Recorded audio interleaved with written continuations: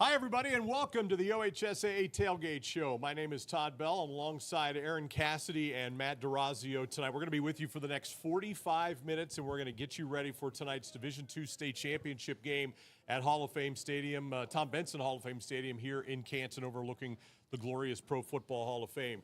You might want to scroll your social media and check out some of the pictures because, guys, some of you like to say this is football weather. As I've gotten older, it's a little less football weather for me. The field is completely covered in snow. It's a snow globe out here right now, and it's going to be interesting conditions for this D2 title game tonight. Yeah, it's going to be really interesting because you have one team that's a high potent offense and see how that impacts them. But also, they've blown this field off a couple different times, and it continues to stick. It's going to be really interesting as the night goes along. So as a player, Matt, when you look at the conditions and you come out, what is the first thing as a former quarterback who won a couple of Arena Bowl MVPs indoors, what are you concerned about for quarterbacks tonight? Well, I'm putting myself as a high schooler, and I'm excited as can be. I mean, this is why you see this weather, and you're at home. You go out in the backyard, you go out in the front yard, you say, hey, here, this is me doing this, winning the state championship, and now you're out here doing it. I know it's not ideal for the fans, maybe because they might get a little cold, but I'm telling you the players are going to be fired up. Okay, but as a quarterback, what's your concern?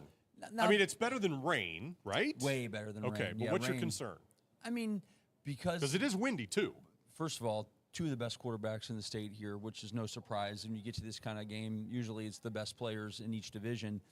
They throw the ball a lot, Anderson more than Avon, but it could be a factor. And I think it's more of just, taking care of the football and not over-gripping, not overthrowing, and just – kind of sticking to fundamentals. Do wide receivers, if I could jump in here, Todd, real quick, do wide receivers have the advantage, though? You often see in snow games where they know their pattern, their footing's a little better, it seems like. How does that come into it? There's definitely some of that, too. Maybe even coverage is even loosened up maybe a touch, too, because you know it's going to take you a second or two more to cut than normal. But everybody's kind of on the same playing field here, so it's kind of the adjust as you go type of thing. Do you lose your bearings at all out on the field? Because, again, you can't really see the yard lines. You don't really know where out of bounds is. I mean, if they can't keep them clean, do you lose kind of where you are on the field? I don't think so. I'm trying to put myself back in the latest turkey bowl we've had with our family when it was snowing. I thought I did a great job of knowing where the first down marker was, and I think these guys will do just fine. All right, so it's going to be interesting tonight. Of course, you can watch all the games on Spectrum TV. You can listen to all the games on the OHSAA radio network, and we'll have all 7 games covered for you this weekend, again, starting here with Division II. Coming up in our Tailgate Show, later on, the three of us are going to kind of break down all 7 games for you. We're also expecting to hear from Matt Gould, who is from Cleveland.com. He is going to talk about Avon. Mike Dyer from WCPO TV in Cincinnati is going to be here to kind of break down Anderson as we get you ready for tonight's game. I don't want to break down the games right now, but Aaron, just kind of run down the lineup of all the matchups that we have for you this weekend. Yeah, so tonight it starts with Anderson and Avon. Tomorrow morning, Marion Local, Hillsdale. That's the 10:30 game to get things started. 3 o'clock, Toledo Central Catholic and Watterson. The 7 o'clock game's the Division I game with Moeller and Liberty. D6 kicks things off on Saturday morning, 10:30 for that one. That'll be Kirtland, Coldwater. That's going to be a fun game. Yep. D5 at 3 o'clock on Saturday, Liberty Center and Ironton. And then the cap things off Saturday night at 7:30. It's going to be Perkins and Indian Valley to just wrap the great weekend that will be. Matt, we have a little mixture of some new flavor in teams like Hillsdale and Indian Valley, teams that we haven't seen here before. But we also have some of the old hats in Marion Local and Kirtland and Coldwater. So interesting mix this weekend. Yeah, I think you get your steady diet of the typical teams here. They plan for this, and they play the 16 games now a year and practice from the beginning to the end. And then there's the schools that show up, that senior class that's been sticking together forever, and now it's their time to make a run. And I'm always think about that. I was thinking about on the way up here, too, like, what do they do to overcome it? Because it's their first time on the big stage where these other teams have been here many times. And you almost can't play against the jersey, the tradition. Like, you know what I mean? It's hard not to do that. I mean, it happens to everyone, but you kind of got to eliminate that and say, hey, they're just another team that made it to the state finals and identify their weakness and take advantage of it. Think about a team like Marion Local that comes into this game, Todd. Their seniors have played an extra season and a half going into this game or into this season. That's a lot of extra practice, and that's how you build a program. You continue to do that in your sophomores all the time. By the time the end of the season, or even if you play freshmen in the smaller divisions, they're sophomores and juniors by the time the season ends. I feel like we're a broken record, but we're always talking about the Midwest Athletic Conference, the Mighty Mac. They only got 2 teams here this year. I don't know how that happened, but Marion Local and Coldwater. And I feel for a team like Hillsdale because it's kind of like what you were saying. They're playing against that Marion Local jersey coming up tomorrow morning, and they're going to be a decided underdog. And when you look at a team like a Coldwater who's here in the state championship game, they couldn't even hang with Marion Local this year. I mean, there are some uphill climbs for a team like a Hillsdale when you're playing like that. How do you even prepare? How do you get over that hump? I think you've got to break it down to just like you do for every game. Like, what can we do offensively, defensively to take advantage of their weakness? What are some of our strengths that we can highlight? I mean, if you get into, oh my gosh, they've won 95 state championships in a row and nobody in their town has ever lost a football game, then it becomes overwhelming. But I think if you just say, hey, how do we have we won these other games? Let's do the same thing and hope that our players are better than them. Yeah, I mean, I agree with that. You go with the approach, literally you take the next play, the next down, you keep swinging. That's from a coaching standpoint, that's what you do. The biggest thing, too, they're going to say is you got to take care of the football and special teams in a game like that if you're the underdog. Do you have a favorite matchup, one that you're thinking about coming into this weekend that you're kind of excited to kind of see how it turns out? Honestly, I mean, I would say probably the next one, but tonight's game for Avon, there's something about having gone to 7 Final Fours in a row and not making it and finally getting here. And I was talking about and thinking about it could go one of 2 ways for them. It could be like they've waited so long for this that it's going to be a running clock and they're going to, do everything they can to win, or it's going to be they've arrived and kind of let up a little bit because Anderson's so good as well. So this game for me and Avon kind of getting over the hump has been kind of neat. And this is the only matchup of 2 15-0 teams, right? It's our only undefeated matchup, I think, of the weekend, based on what our friend Marty Bannister continues to keep tweeting out all weekend long. So, I mean, there's this D2 game has really been highlighted. Of course, Massillon gets the state championship last year. They've had those battles with Hoban the last couple of years. This D2 has always kind of been the great way to kick things off here in this weekend since we've gone to Division 7, especially up here at Hall of Fame Stadium. A lot of great teams in that Division 2. Once you drop out of the Division 1, not as many teams. So it starts getting top-heavy in Division 2.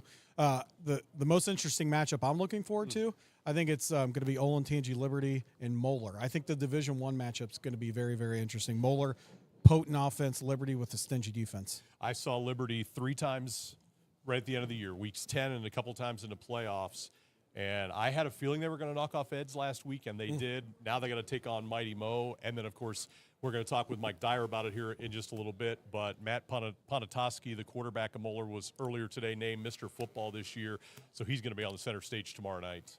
And I got to tell you, too, with Moeller even being back where they are, whether or not they win a state championship or get to the state championship game, but them being somewhat healthy and competitive again makes the world right. There was a few years there where it wasn't going so great for them. It just didn't feel right. Or just even as a football Ohio guy, I was like, my stomach's upset. Oh, Moeller's off a little bit. Now they're back, and they're a little bit more competitive and obviously have a chance to get a championship. You know, it's funny you say that, and we've all been a part of these tournaments now for a long time, and I'm the elder statesman of this group, but I can remember. Definitely, those. Thank you. I can remember.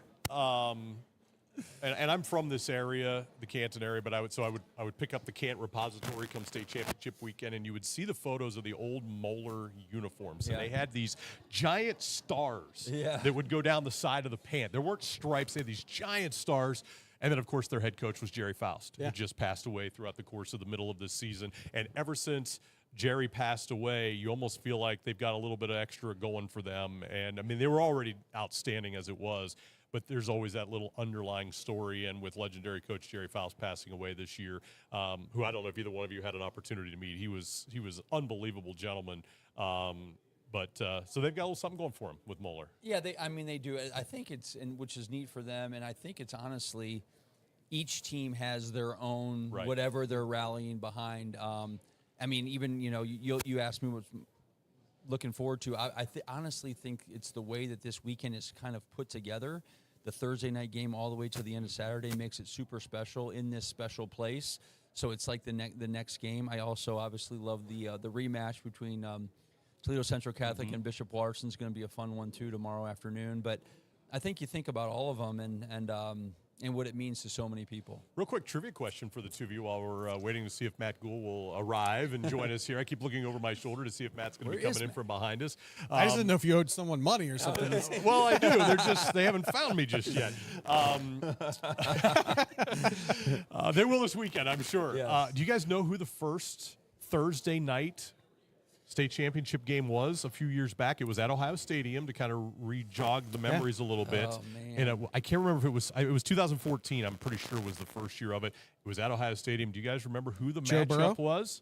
Athens? It was Burrow, Athens, Toledo Central Joe Catholic? Burrow against Toledo Central I think Catholic, and it yes. was like 56-54 or he something threw like And that. no one thought Athens had a chance in Yeah. that game Right. because Toledo Central Catholic coming into that game Good was call. unbelievable. He threw like 10 Todd probably touchdowns had that that game or call. I did not. Now, the reference you mentioned, the Statesman here, 5th decade of broadcasting, right? 5 decades of broadcasting. 5. That's impressive. It's not easy to do. Jeez Louise. Oh my! You do owe someone money. I yeah. do. On that note, we're going to take a short break. Mike Dyer from Cincinnati area has joined us here, and we're going to talk about Anderson, the Raptors, as they'll play in this Division II state championship game coming up here tonight. You're watching the OHSAA Tailgate Show.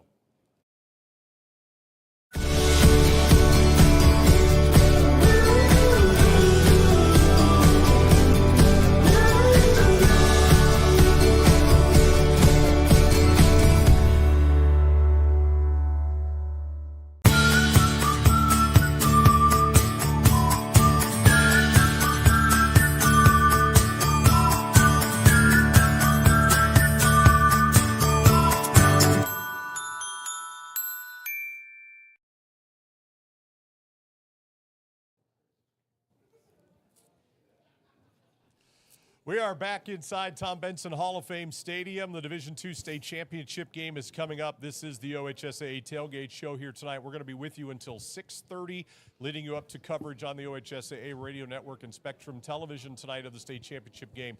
That'll kick off at 7:30. It is Anderson out of Cincinnati and Avon out of Northern Ohio, the matchup here tonight. And from WCPO Television in Cincinnati, Mike Dyer is with us here tonight. This is the guy when it comes to high school sports in Cincinnati. The best follow on social media for me to get all of my information on what's going on in Cincinnati.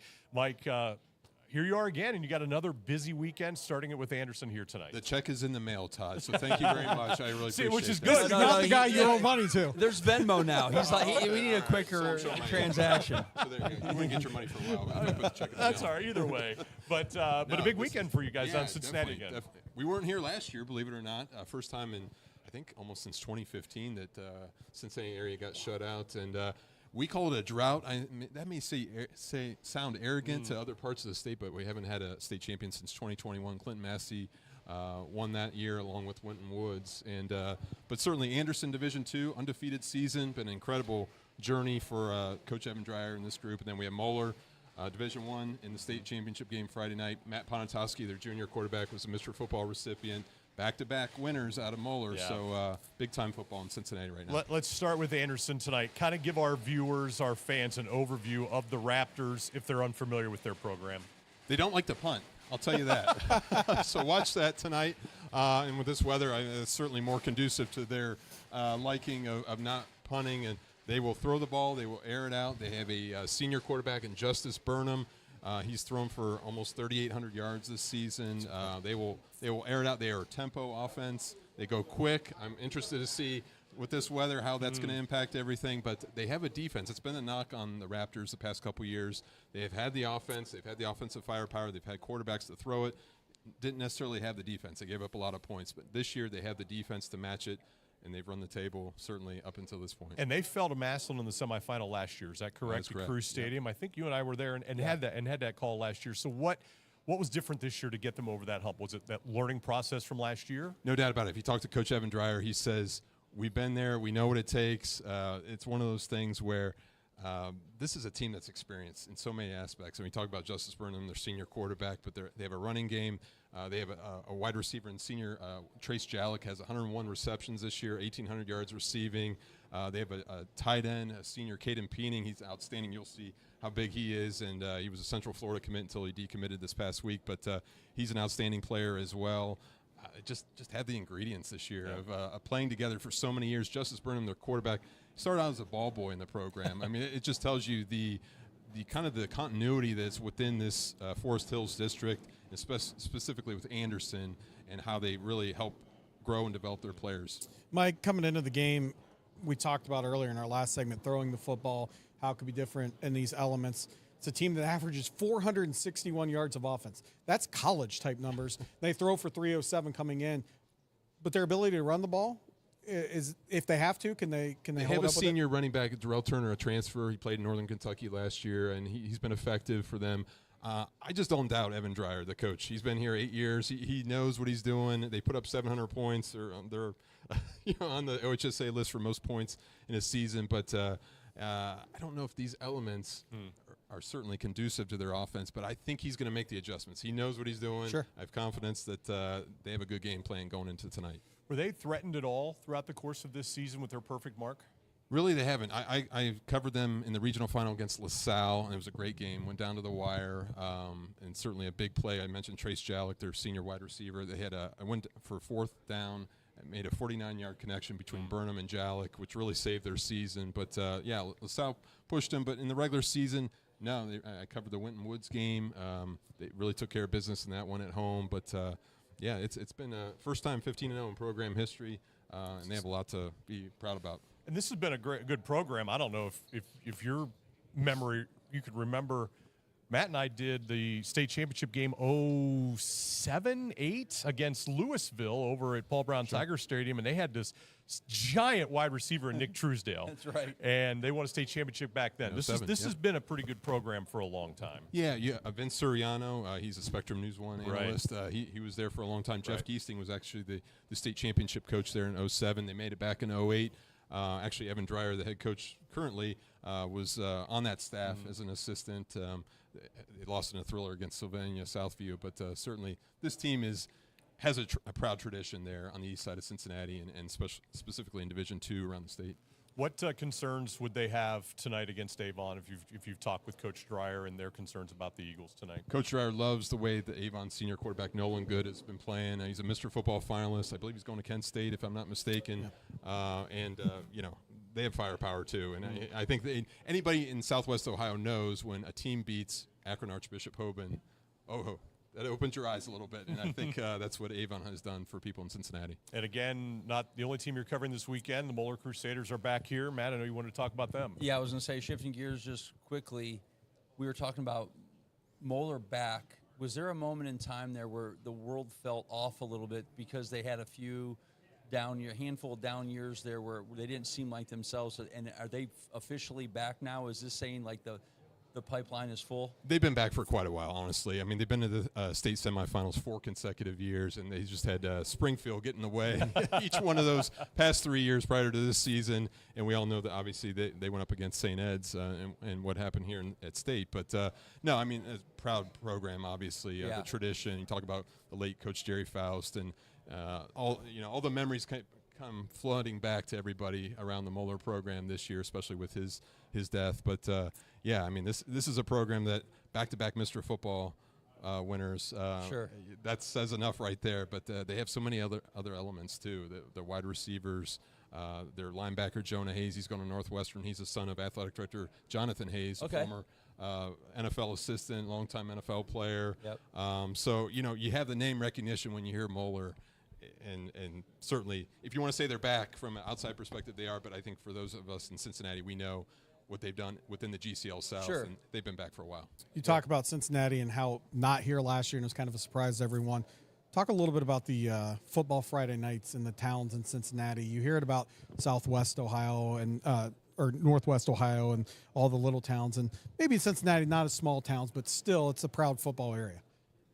Maybe the biggest small town in the state. But no, I had Skip Mossick actually asked me that question. He's like, hey, you got the Bengals, you got you got UC Bearcats, you got such a sports town, obviously baseball with the Reds and everything. How does high school football rank in that equation? I said, Friday nights, that is high school football. So Yeah. I remember years ago, UC played on a Friday night at Nippert Stadium. I remember the sports information director asking me, like, hey, we're going to schedule this game. You think that's going to ruffle any feathers among the high school ranks and fans? And I said, do it at your own risk there. But no, it is purely high school football is a big thing in Greater Cincinnati, and it's been for so many years. The coaches, the talent level, just the development of the game. East side, west side, north. Yeah. We got Northern Kentucky with southeastern Indiana. It's a big deal. Tell us a bit about Matt Ponatoski, the quarterback who, as you mentioned earlier, won Mr. Football from Moeller, giving them back-to-back winners. Sure. Tell us about it. His numbers are ridiculous. Is he as good as his numbers? His best sport may not be football, maybe Okay. baseball. Oh, wow. No, this is my guy. There you Wow. go. So my guy. he's going to have a decision to make, and Matt was actually a student athlete who committed to the University of Missouri as an 8th grader for baseball. Oh my God. As an And 8th grader. As an 8th grader. So you talk about a natural, talented, gifted student athlete. It's Matt Ponatoski. But I tell you what, he's as humble and selfless as can be. Spoke to him this week, and he says, this Mr. Football Award is certainly a team award. It's all about the other guys. We got business to take care of on Friday night. He liked to use the term, it's the offensive guys, defensive guys, the demo dogs. I said, what's the demo dogs? He said, scout team players. He is all about his teammates, and I think he gained a great deal of leadership and knowing what it takes to play and to how to handle the media spotlight from Jordan Marshall, the University of Michigan freshman running back who won Mr. Football last year. They have a great relationship, and it continues to this day. So is that why maybe some of the football interest hasn't been there, because he was kind of committed to the baseball side of things? And has this season changed anything for him? Well, he visited Ohio State last week. Was there for the game of the For horseshoe. which team? He had the Ohio State sweatshirt on, but no, I think there's definite interest. He says he's on the record of saying he's talked to Chip Kelly a number of times, and it's one of those things where the Buckeyes have interest in what he's doing. I think he's opening up a lot of eyes that may not have seen what he could do football-wise. I think those of us who have covered him knew this capability. He's a guy who started as a freshman in the regional final against Lakota West in 2022, guys. So it just tells you his first ever start was in the regional final. I just need to repeat that. That needs to sink in a little bit. So, no, he's got a wonderful future ahead of him, whatever he decides. And What were you doing at we're gonna see 14? this. I certainly wasn't committing to Missouri. I didn't know how to spell Missouri. I still don't know how to spell Missouri. A couple of Z's, I think, are in there, right? But 56 touchdowns and only 3 interceptions. That's impressive. Nearly 4,100 yards this season. So definitely deserving Mr. Incredible. Football. I mean, you just know what to do with the football if you only have 3 interceptions. That speaks volumes. Do you think that the voting needs to be, there's somebody in Cincinnati that has some extra votes or something at Moeller? Is there some kind of we're gonna alumni go down that this are road.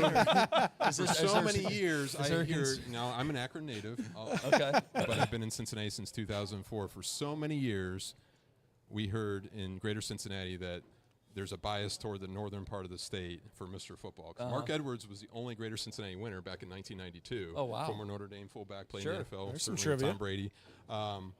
But then we had a nice streak there. Evan Prater from Wyoming, who's now at UC, won in 2019. Yeah. Corey Kiner, who just declared for the NFL draft, played at UC.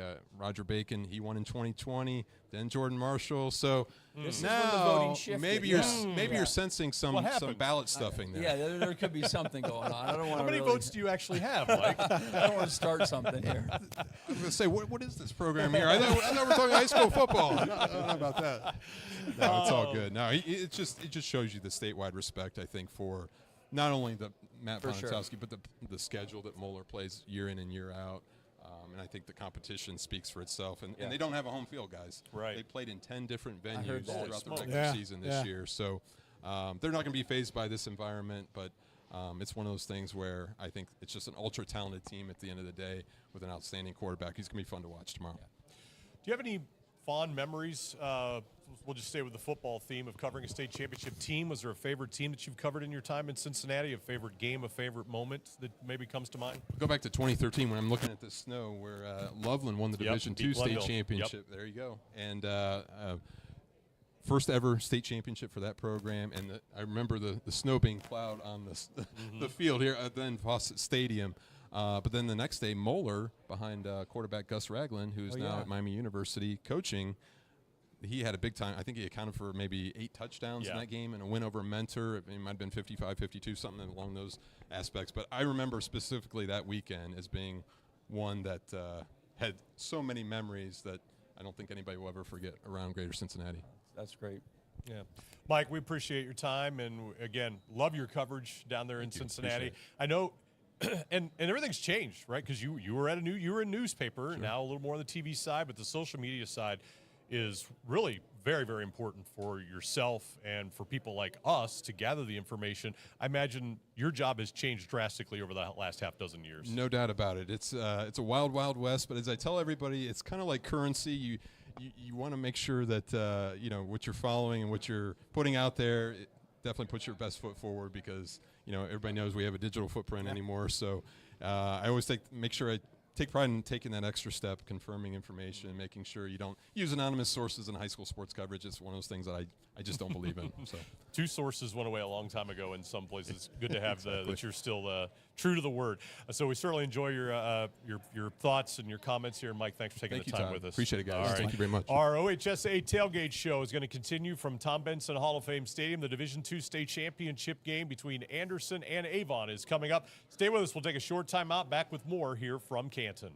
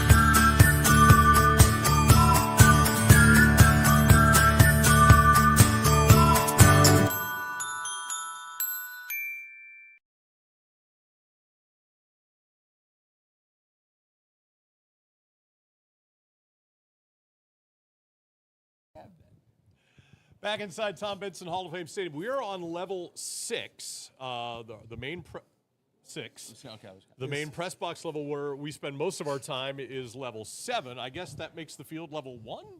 I don't know. G. I don't know. In the elevator, it's G. It's G on the elevator? Ground. Can we take our fans to the elevator, or do we have to stay here, No, Kevin? I think we have to stay here. Yeah. And 4 is actually the main level, if that makes any sense.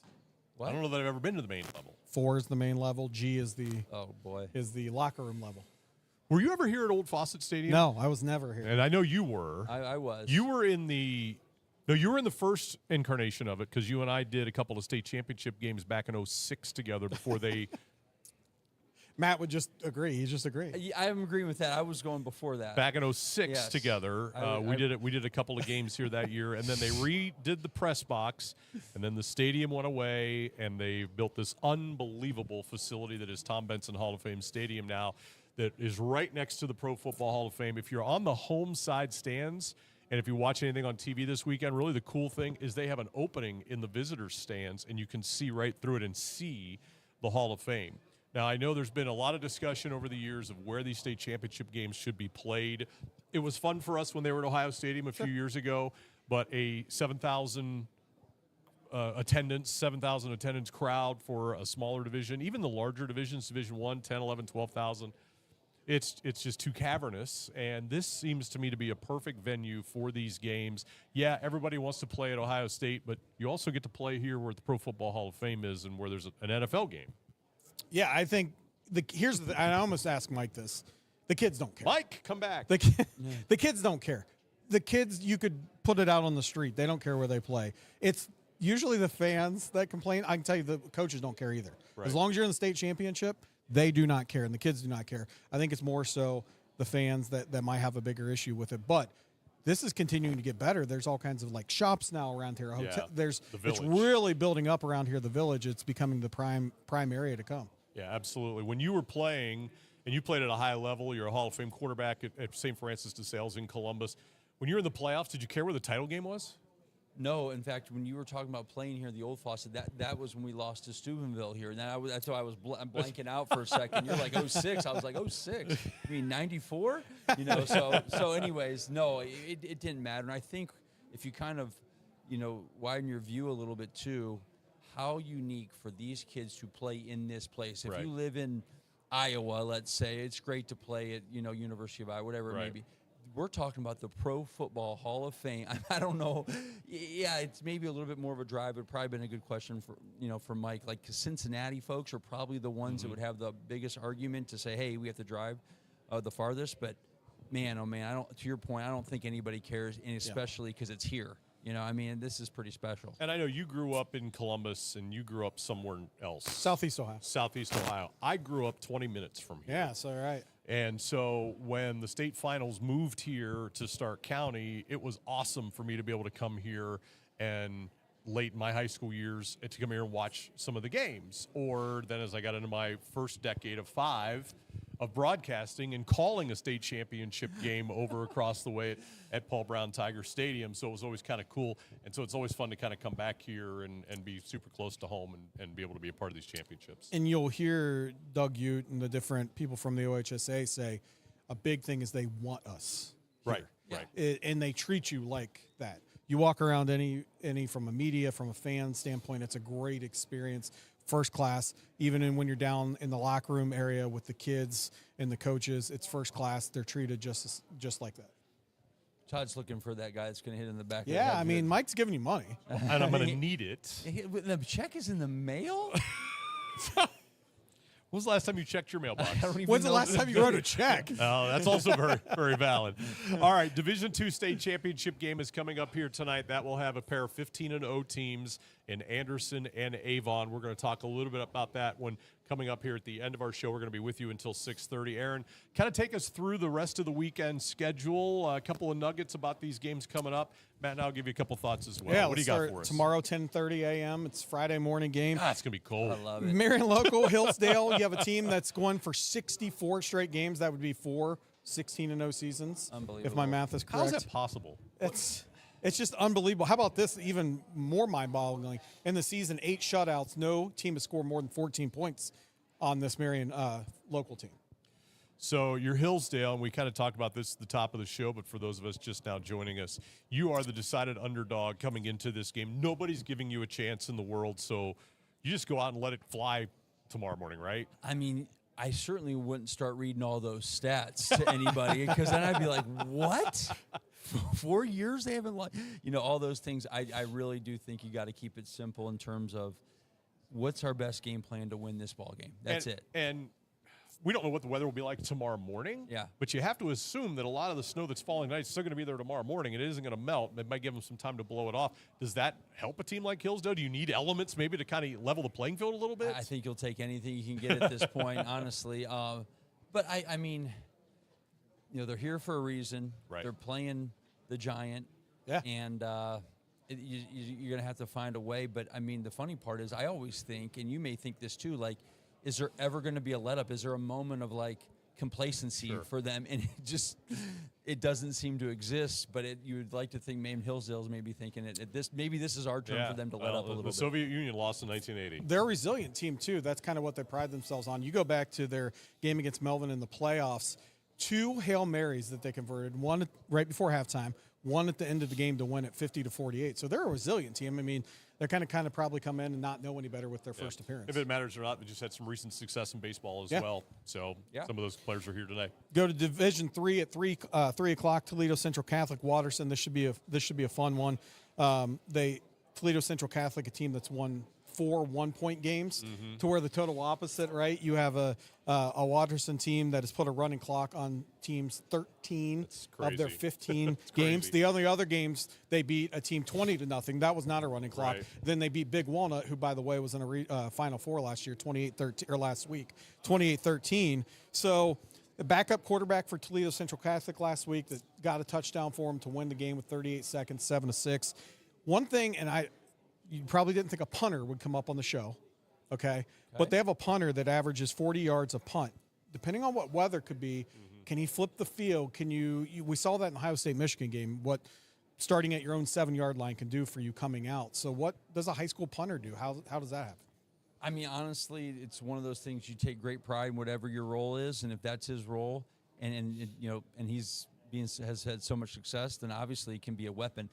Going back to like Anderson Knight, they don't punt, and I don't even know how much Watterson would punt if they had the opportunity, because they are so high powered on offense, and certainly their defense is strong as well. So if it's kind of positioned that way to be a weapon, then I think it can be. Central Catholic's going for 3 straight championships. 2 years ago in Division II. Last year they beat Watterson in this game by 3 scores. So Watterson has had that all year long. They wanted to get Central Catholic back. Yeah, the rematch. TCC doesn't win until the last 30 seconds of the game last week. I had the Watterson game last week for Spectrum and saw the most bizarre final 60 seconds of a second quarter that I've ever seen when they scored 3 touchdowns in the span of about 45 seconds. All of them were offensive touchdowns. Yeah. Crazy finish to the first half last week when they were trailing 14-7. Watterson for Division III is as deep and talented as you can even imagine at every position, and they've got a bunch of young kids starting on defense that's only given up like 70 points this year. Yeah, no one talks about their defense. I was just going to say that same thing. No one talks about how they allow 6.4 points per game. Yeah, and Todd, I agree with you. They are loaded. I think it starts with everyone in the program. I think it starts with the coaching staff, but I also think there's an element of the expectation is they're going to win, that belief. And even though they played their hearts out last year, and I think the scoreboard doesn't really show how close the game was, because it was a close game last year. Maybe they weren't 100% sure they could beat Toledo Central Catholic, whereas this year I got a feeling they're feeling like this is our game to win, and we believe. So I think that all, and that's for every team that shows up here. Yeah. It's if you have that element of no one's going to stop me, over my dead body type of attitude, then I think that it goes a long way. You got Olentangy Liberty tomorrow night, Moeller, 7:30, the D1 game. You have a Liberty team that is finally here. They got beat in the mid-2016, 17, 18 in the Final Four. They're a team that, I think turned a lot of heads when you beat St. Ed's last week. And then you have on the other side, we talked a little bit with Mike Moeller, a team averaging 41 points per game. They're finally here after losing 3 straight Final Four games to make it here. And also, by the way, they have the toughest schedule in the state of Ohio, averaging those 41 points. So on the Liberty side of things, Steve Blackledge, who covers Central Ohio for Press Pros Magazine now, he and I sat down and talked week 10, and I said, all right, Blackie, you've seen everybody in Central Ohio in Division I. Who's coming out of this particular region? And he said Liberty. And then here they are in a state championship. And I hadn't seen Liberty play when I had asked him that night. And then I saw them 3 times in 4 weeks. They are across the board. You said health earlier. They're healthy across the board. Andrew Leonard, the quarterback's thrown for almost 50 touchdowns this year. He was a finalist for Mr. Football out of Liberty. Jake Struck, who will line up at wide receiver. He'll line up at running back. He is an incredible hockey player, and he's going to Ohio State to play lacrosse. Is just a mismatch nightmare for anybody on the other side. And then Christian Moulton on the outside at wide receiver is, he's going to run past everybody and catch footballs. But Moeller has got maybe the best quarterback in the state of Ohio, who just won Mr. Football and all of that legendary history that is Mighty Mo. Yeah, I got to touch back on one thing you said. It was Hillsdale who had the baseball championship. Yeah. Liberty, something about that school, if you look across all their athletics programs, they're all winners. Like, they're state champions all over the spot, whether it's tennis or lacrosse or baseball or swimming. And I think there's something about that like positive peer pressure around the school, that the expectation is that now football's going to go win it. And these lacrosse guys won it, a couple months ago. And so it's just, I was not surprised they got out. And I've always said, because I know there's tough schedules, but the OCC is, it prepares you. There's some tough games that they played, and I think that's why they're here. What was unbelievable to me is there's 4 schools in the Olentangy School District. They all went 8-2. Yeah. That's not easy to do. So I think it's going to be a great D1 final tomorrow night. That's the one I'm looking most forward to, I think, this weekend. Division 6, Saturday morning, 10:30. Kirtland, Coldwater. We could spend the next 2 hours on this. But as I was reading through the stats, I could say we could throw out a lot of stats. How about this, though? Kirtland, this is what stood out to me. They have their whole line benches over 300 pounds, okay? And they have their whole line that squats 500 pounds. That, to me, out of all the stats I saw, those are impressive stats. I mean, for high school kids. Yeah. none of that surprises me. These two programs, I mean, literally looking at their mirror. I mean, you could, Yeah. they're the same kind of kids, the same kind of great coaches, same kind of great people. It's almost like they should play week one and then play again in the state championship. Well, there's game. been a running joke for years that Kirtland should join the MAC. Yeah. So they would be in there with Marion Local and St. Henry and Coldwater and all those teams over there. It's nuts. Also might be the fastest game in the state history because how about Kirtland? 630 rushes this year as a team for 5,100 yards. I don't think they're going to either team's going to throw the football. 2 tight ends, stack eye, 3 in the backfield, and they're just going to hand it off left and right. And Tiger Laverty has done an amazing job with that program at Kirtland, and he's after my heart because there's some girls flag football up in that area, and he was a head coach of a championship team of a flag football. Now, I don't know if they ran it every play, and I don't know if the offensive line benched 600 pounds, but he's also a girls flag football coach. He only has 20 losses in his career. Okay, he's like 258 and 20. 5 of them have come in the state championship. All the MAC schools. All the MAC schools. Yeah. That's just an unbelievable team that's going to want to run the football. If we look at Division 5 at 3 o'clock on Saturday, Liberty Center. You have Ironton, a wing T team concept with Liberty Center. Their defense only lets up 5.5 yards per game, but man, Ironton, I've had them the last 3 weeks. They're a team that anytime you have 3 Division I athletes in the secondary, you can stack the box against a wing T team and say go one-on-one on the outside. Yeah, and on the other side of that, Matt, I'll have to jog your memory again. Remember where we opened up our broadcast coverage a year ago down at Tanks Memorial Stadium in Ironton when they played Wheelersburg, and they had this dude named Sean Terry who on the first play from scrimmage took a jet sweep 90 yards for a touchdown, and then they punted it. He took it to the house for a touchdown, and immediately I'm like, this dude is really, really good, and he's going to Missouri to play college football moving forward. The thing about Ironton, they're a little well, it's different. They're the team that keeps getting to a state championship but can't finish the deal, where Avon, the team that keeps getting beat one step shy of getting to a state championship game. We've seen Ironton so many times now over the past couple of years, and it's been a long time since they've won a state championship. Yeah, and both teams have had pain to deal with, just in different ways, or opportunity, depending on how you look at it. And you can tell Ironton's ready. I mean, you hear the coach talk and you hear the players talk, and it's like they're ready for this one. They're going to find a way. Yeah, Trevin Pendleton, the head coach at Ironton, played at Michigan State not all that long ago. And then on the other side for Liberty, they were in the state championship game a year ago, so not a surprise that they're here. They got beat by Perry last year, so they're back to try and avenge last year's loss against Ironton. Anytime you're on a wing T team, Ironton was asked this earlier this week. They've not seen a wing T team this year. You have a week, a little less to prepare for a wing. It always gives you a shot. Now, again, when you can put 9 guys in the box, 10 guys in the box, and go one-on-one on the outside, that's going to be the interesting thing, I think, in that game. Watching a little bit of Liberty Center coming into this, their offensive line is amazing. Yeah. So, I mean, it's going to be a fun matchup of the offense and defensive lines. I will say one thing about Sean Terry. I've seen a lot. Obviously, we've covered a lot of football, Division I type kids, and you get them the ball, and maybe they have 1 or 2 big plays. He is the only kid I've seen literally take over a game in high school football. Yeah, absolutely. He can take it over at any point. All right, what's our last game? Final Division IV, you have Perkins, Indian Valley.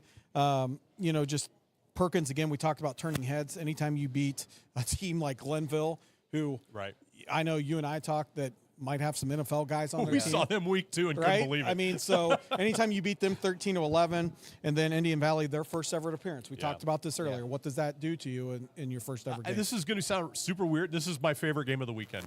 I'm really looking forward. I was going to ask you. We didn't get yours. Yeah, I know. This is my favorite game of the weekend is Indian Valley and Perkins because it's a couple of newish teams, right? First time ever for Indian Valley to be here. First time any team from that county has ever come to a state championship game. So I'm kind of anxious to see how the D6 game goes in that matchup. I'm with you. When I saw that Glenville score, I actually thought it was wrong. I mean, no. Right. I was like, this was probably a misprint. Yeah, they flipped the score, something like that. Because when we saw him play Upper Arlington, we literally said, oh my goodness! I mean, let's skip past college and say there was probably 10 Division I kids on there. There was at least 5 NFL guys. Matt goes, this guy's suiting up for the Browns this weekend. The Browns could use him. Oh yes, they Is could. he busy? But no. So that to me that proved a point. that Perkins is ready. Perkins, Indian Valley does have a kid that's rushing for averaging 13.2 He's got over 2,000 yards rushing this year. yards per carry. Yeah, he's got like 2,300 yards. It's a lot of yards. It's a lot. That's unbelievable. Yeah, it is. All right, I think that's about going to wrap things up. Anderson, Avon, any thoughts, predictions? Oh, you're going to throw it to me first. Anderson. I'm going to go to him, and he deferred. I'll probably was go. trying to be a gentleman. I think Anderson. I see a 13-17 type score. Anderson. You going Anderson, huh? Going Anderson. I think I'm leaning. If I had to make a prediction, probably Avon. Yeah, you're on the Avon. You've been on the Avon I train just all week. feel we've like, talked, man, 7 years in a row. There's some deep, Sure. ready to go stuff Yeah. here. So yeah, we'll see though. Yeah, I think it's going to be fun. And again, check out the social media pictures. It is a snow globe out there. We all arrived here at the stadium at about 5 o'clock. It's been snowing ever since. They've been doing their best to kind of get the blowers out there on the line, so the ground crew's going to have their work cut out for them tonight. The OHSAA Tailgate Show will be on prior to every state championship game this weekend, so make sure you're following all the OHSAA platforms, and you can check out the shows leading up to kickoff of all of the state championship games. We hope that you've enjoyed it. Again, you can listen to tonight's game. If it's not on one of your local radio stations along the OHSAA network side, you can go to the OHSAA.org, go to the football state coverage page, and you can click on that broadcast link. For you Spectrum subscribers, you can watch the game tonight as well, and they'll kick things off from Tom Benson Hall of Fame Stadium at 7:30. For Aaron Cassidy and Matt Durazio, this is Todd Bell. Thanks for being a part of tonight's OHSAA Tailgate Kickoff Show. Have a great weekend, everybody.